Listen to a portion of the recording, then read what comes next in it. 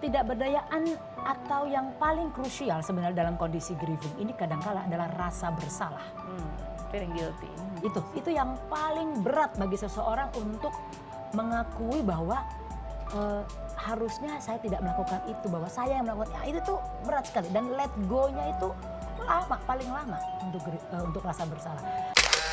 Atau kalau kita lihat tadi di beberapa video saya perhatikan ada gambaran gitu, ekspresi lebih ke anger, ya. Contoh misalnya clench hands, nanti di beberapa video. Kemudian ada mulut yang tight. Nah, tight itu menggambarkan bukan kesedihan, tapi sebuah kemarahan, frustrasi gitu ya. Kenapa ini harus terjadi? Siapa pelakunya?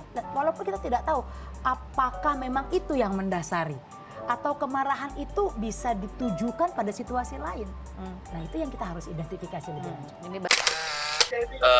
Harus mampu menerima apa adanya, harus siap mengasuh gitu ya. Jangan hanya ibunya saja yang dicintai, atau mungkin sebaliknya hanya bapaknya aja yang dicintai. Pokoknya saya mau dibully, saya juga dibully. Gitu. Kalau misalnya dia ada baterai, saya juga dibully, cuman saya melihat ya ini pokoknya saya mau ini jangan sampai, misalnya kalau kata Amon Kasino ya yang merah jangan sampai lolos gitu. Rentetan kasus tenggelamnya Dante, putra dari artis Tamara. Banyak pihak yang menyorot kasus anak dari artis Tamara Tiasmara. Netizen beranggapan bahwa kasus ini harus terang benderang dalam proses peradilan dan transparan. Karena ini menyangkut bagaimana seharusnya seorang ibu menjaga dan merawat anak-anaknya, dan juga bisa menjadi cambukan buat kita semua. Tidak hanya itu, kasus ini juga dinilai fatal, dan harus menjadi perhatian, karena berdampak pada kejadian yang tidak semua inginkan, yaitu kematian. Sampai saat ini, publik masih menilai, kasus ini masih meninggalkan tanda tanya besar, apa yang sesungguhnya terjadi di balik ini semua. Pertanyaan berikut kita adalah, adakah tempat yang aman bagi anak gitu ya? Kalau seandainya keluarga juga melakukan kekerasan atau menjadi pelaku kekerasan dan bahkan sampai fatal mengakibatkan kematian gitu ya. Dan tentu ini menjadi alarm keras bagi kita, bagi perlindungan anak, bagi penyelenggaraan perlindungan anak untuk berbenah bahwa anak-anak kita tidak baik-baik saja.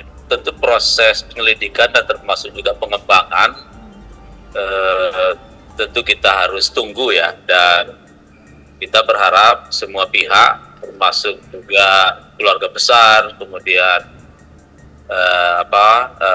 di TKP ya, masyarakat yang menyaksikan memberikan informasi-informasi sekecil apapun ya kepada kepolisian agar kasus ini bisa secara terang benderang untuk melihat kalau memang ada para pihak yang lain ya ikut serta dalam proses atau dalam kematian Dante ini. Ada CCTV ya sebelum Dante renang gitu, beberapa hari sebelumnya ibu dan kekasihnya Tasmara ini kan juga ke sana ya, dan itu mendapatkan informasi dari rekaman CCTV yang sudah menjadi salah satu alat bukti bagi kepolisian. Harus mampu menerima apa adanya, harus siap mengasuh gitu ya. Jangan hanya ibunya saja yang dicintai, atau mungkin sebaliknya hanya bapaknya aja yang dicintai, tapi anak yang diasuh, yang dibawa dan itu ini adalah hasil dari pasang menikah lain. Beberapa kasus kan kita temukan gitu ya, ayah tiri menjadi pelaku, ibu tiri menjadi pelaku ya karena sejak awal hal ini tidak dikomunikasikan secara baik, hal ini tidak dijelaskan, tidak ada komitmen dari awal secara baik. Ekspresi Tamara Tiasmara yang tak terlihat sedih karena anaknya meninggal dunia, yaitu Dante, banyak dapat hujatan. Psikolog Joyce Manurung pun mengungkap, dari ekspresi Tamara sempat ada di tahap denial. Tamara masih berharap sang anak masih hidup. Soal tangisan Tamara, pada umumnya dan idealnya harus menampakkan ekspresi yang sedih. Banyak mimik wajah Tamara yang menjadi sorotan para pakar ekspresi. Warganet masih menganggap bahwa ini masih belum terang benderang, dan Joyce, pakar psikolog juga beranggapan harus ada ukuran-ukuran psikologis yang perlu ditegakkan. Ini yang menarik ya, kalau kita bicara tentang kehilangan, apalagi yang sifatnya tiba-tiba, itu selalu diawali dengan kondisi shocking. Iya. Nah, shocking itu situasi di mana orang tidak bisa kontrol atau merencanakan ekspresi apa yang harus ditampilkan. Nah, ketika dia mengetahui anaknya udah nggak ada, nah shocking ini bisa masuk pada fase namanya denial. Nah, dia menyangkal bahwa anaknya masih ada.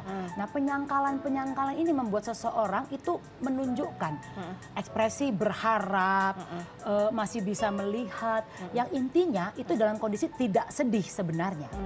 Nah, apakah ini yang dialami kita tidak tahu. Nah, kalau dari gambaran perilaku-perilaku ini masih dalam fase shocking nih, yang pertama nih shocking ya. Kaget, tidak terima keadaan, masuk nih yang di saat di kuburan sudah mulai menyangkal bahwa anaknya masih ada, sehingga upaya untuk menunjukkan bahwa saya itu tidak siap, saya siap itu tidak tahu gimana. Iya. Nah, namun yang menarik kalau kita bicara soal tangisan, umumnya orang yang mengalami kehilangan dan masuk pada fase grieving, seyogianya menunjukkan ekspresi sedih. Itu idealnya begitu. Idealnya. Nah, ekspresi sedih dari mana dilihat? Dari wajah misalnya ya. Mata itu arahnya ke bawah. Kemudian misalnya kelopak mata itu juga turun. Ini bibir harus ke bawah. Nah, ini apakah ditunjukkan atau tidak misalnya. Lalu kedua ada tears. Air mata yang dimunculkan. Namun menariknya tidak semua orang ternyata bisa memunculkan air mata. Iya. Ada yang disebut dengan Sjorgen syndrome. Orang-orang yang memang sulit mengidentifikasi saya sedang ngalamin apa sekarang perasaannya. Saya ini sedih, marah, takut, kecewa atau apa.